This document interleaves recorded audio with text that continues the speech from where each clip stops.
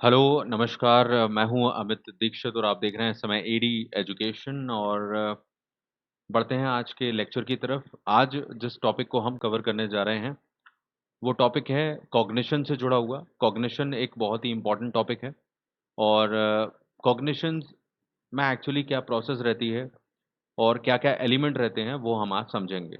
सो most important topic, pay attention. So संज्ञान की तरफ चलते हैं। संज्ञान को लेकर सबसे पहले कुछ खास चीज़ें समझना ज़रूरी है।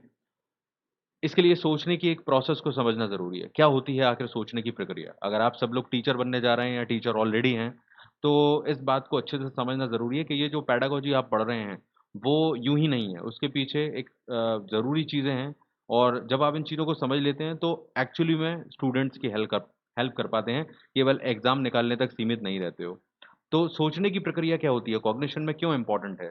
ये इसलिए इम्पोर्टेंट है क्योंकि हम ये समझेंगे कि बच्चों में सोचने की प्रक्रिया का एक निश्चित क्रम होता है। हमको वो समझना ज़रूरी है। We are going to understand the psychology, how children actually learn.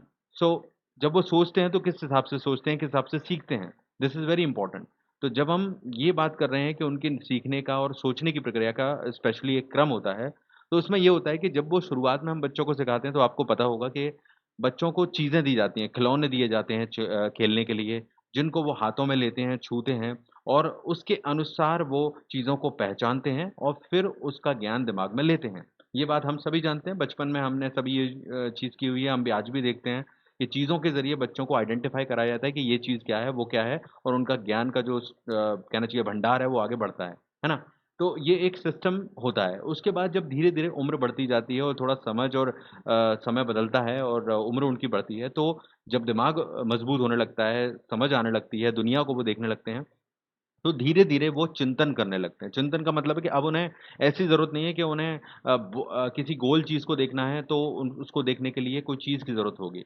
उनके दिमाग में वो आकृतियाँ बन जाती हैं, उनके दिमाग में वो स्टोरेज नॉलेज का हो जाता है और जिसे वो कहीं भी इस्तेमाल कर पाते हैं। तो जैसे-जैसे उम्र बढ़ती है, ये जो अमूर्त चिंतन की प्रक्रिया है, पहले हम मूर्त तरीके से चीज़ों को सीखते हैं, बच्चे जो भी होते हैं, हम सभी बच्चे थे, तब भी हमने ऐसा सीखा और जब बड़े होते हैं तो इसी तरह से जैसे-जैसे हमारा अमूर्त चिंतन है, हमारा अमूर्त मस्तिष्क जो है वो आगे बढ़ता जाता है और हम चीज़ों को बिना देखे भी याद रख सकते हैं और उनका इस्तेमाल कर सकते हैं। तो ये एक पैटर्न फ़ॉलो होता है सीखने की, सोचने की प्रक्रिया जो चलती है एक बचपन से आगे तक।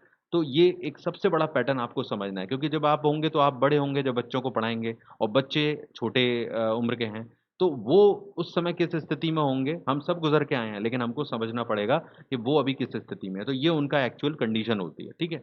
अब इसके बाद नेक्स्ट पॉइंट पे चलते हैं, संज्ञान में एक्चुअली मुख्यतः शामिल सॉरी कॉग्निशन की बात करते हैं, तो कॉग्निशन में ये तो हमने देख लिया, अब ये मुख्य तत्व हम समझते हैं, एलिमेंट्स क्या हैं? एलिमेंट्स में देखिए ज्ञान, समग्रता, अनुप्रयोग, विश्लेषण, संश्लेषण और मूल्यांकन। अब देखिए ज्ञान क्या है? ज्ञान का सीधा-सा कनेक्शन ये है कि जो भी इन्फॉर्मेशन हम ले रहे हैं, वो ज्ञान है, ठीक है? आपने किताब में कोई लाइन पढ़ी और मान लीजिए अभी आप जो सामने देख रहे हैं, वो एक तरह का ज्ञान ले रहे हैं, लेकिन ये ज्ञान तब रिलेवेंट बनेगा, ये इन्फॉर्मेशन तब आपको काम आएगी या कि कोई भी बच्चा होता है, बच्चे के केस में हम लेके चल रहे हैं तो उसको समझिए कि वो जो भी इन्फॉर्मेशन लेता है उसका दिमाग उतना मज़बूती से सोच नहीं पाता, लिमिटेड सोचता है, तो उसके लिए वो इन्फॉर्मेशन यूँ ही महत्वपूर्ण नहीं हो जाएगी जब तक उसके आगे-पीछे का, उसकी समग्रता का, उसके उपयोग करने का तरीका, उसका सही विश्लेषण उसको समझ में नहीं आएगा, तब तक वो उस ज्ञान जो लिया गया है, जो किताब में जो पढ़ लिया उसने या कहीं सुन लिया, वो उसके लिए यूज़फुल नहीं होगा।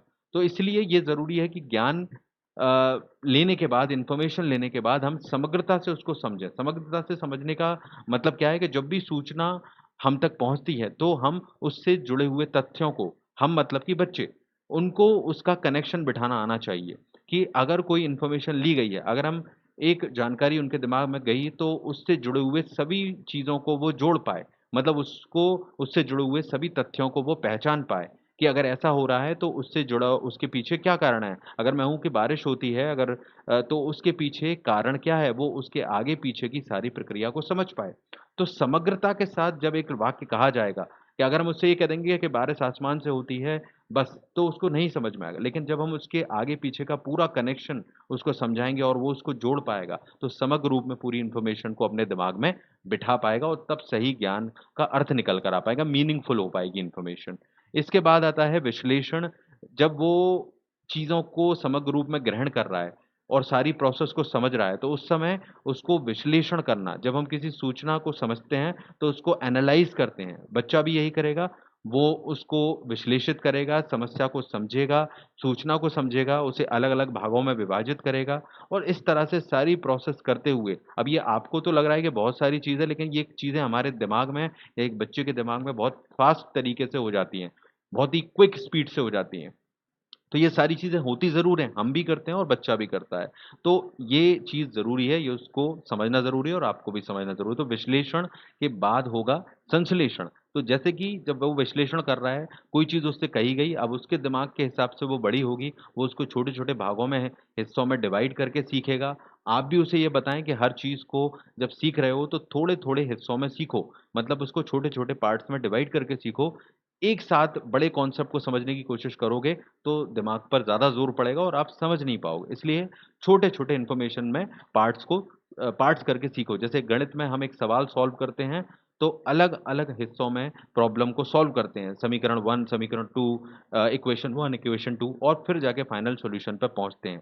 तो संश्लेषण में हम उसको इकट्ठा करते हैं और फाइनल सॉल्यूशन पर पहुँचते हैं। यहाँ जो कुछ लिखा हुआ है, वो आप पढ़ सकते हो। मैं इसका मेन अर्थ बता रहा हूँ आपको, जो आप रियल में काम आएगा एग्ज़ाम में क्वेश्चन सॉल्व करने में, ओके? क्लियर है? तो संश्लेषण और विश्लेषण समझ में आया? विश्लेषण में समस्याओं को तोड़ना है, उसको कहना चाहिए टुकड़ों में विभाजित करते हुए आगे बढ़ना है, सरल करना है और संश्लेषण में उसी का इस्तेमाल करके हमें सही रिज़ल्ट तक पहुँचना है, ओके? नेक्स्ट है आखिरी मतलब नेक्स्ट स्टेज जो है अनुप्रयोग। अब ये सब करने के बाद असली उपयोग ज्ञान का तब होगा जब उसे बच्चा उपयोग कर पाएगा। अब ये सब तो उसने कर लिया, लेकिन अब उस ज्ञान का जो उसने सीख लिया इतने सारी चीज़ें करके वो उसका उपयोग सही जगह पर, सही समय पर कर पा रहा है या नहीं? क्या उसमें वो क्षमता है कि वो उस ज्ञान को एक्चुअल सही जगह पर उपयोग कर पा रहा है, अपने सारी चीज़ों को मिलाते हुए? ओके? सो अनुप्रयोग बहुत इम्पोर्टेंट है कि इतनी सारी चीज़ें जो वो करेगा और सामान्यीकरण करेगा, सारी चीज़ों के सवालों के हल लेगा और संश्लेषण, विश्लेषण करेगा, तो किस प्रकार वो उसका अनुप्रयोग कर रहा है नई-नई परिस्थितियों में, सही जगह अप्लाई कर पा रहा है, ओके? ये इम्पोर्टेंट है। इसके बाद आ जाता है यहाँ पर yes this is the last one. So हमने क्या समझा यहाँ पर देखिए कि हमने कॉग्निशन को समझा कि जो एक प्रक्रिया है जो चलती है और शुरू से आखिर तक चलती है। हम पूर्व के ज्ञान को जोड़ते हैं, चीज़ों को सीखते हैं, उसको एकीकृत करते हैं और इसके बाद ये एलिमेंट समझिए कि ज्ञान, समग्रता, अनुप्रयोग, विश्लेषण, संश्लेषण, मूल्यांकन ये किस तरह से आगे बढ़ता है। तो कॉग्निटिव डेवलपमेंट और कॉग्निशन की ये जो प्रोसेस है, वो इन स्टेप्स से होकर गुज़रती है। आपको भी ये समझना होगा कि बच्चा जब सीख रहा है तो इस सारी स्टेजेज़ में होगा और ये बहुत तेज़ी से होती हैं। तो आपको जब समझ में आएगा तो आपको भी उनको सिखाने में आसानी होगी और बच्चे को भी सीखने में सरलता होगी। सो जब भी सिखाएँ बच्चों को, उनके कॉग्निशन को समझ के सिखाएँ, कॉग्निटिव लेवल को जानें एंड आप उनको बहुत फ़ायदा दे सकते हैं। ओके? सो ये एक इम्पोर्टेंट टॉपिक था। आई होप ये क्लियर हो गया होगा and we will continue these kind of lectures. तो आप लाइक शेयर कर दीजिएगा इस लेक्चर को and you can connect with me on ED education of course. यहाँ पर आप सब्सक्राइब कर लें और बेल बटन प्रेस करें। बहुत सारे लेक्चर्स हैं, आप देख सकते हैं, फ़ायदा ले सकते हैं। Okay? Thank you very much, take care.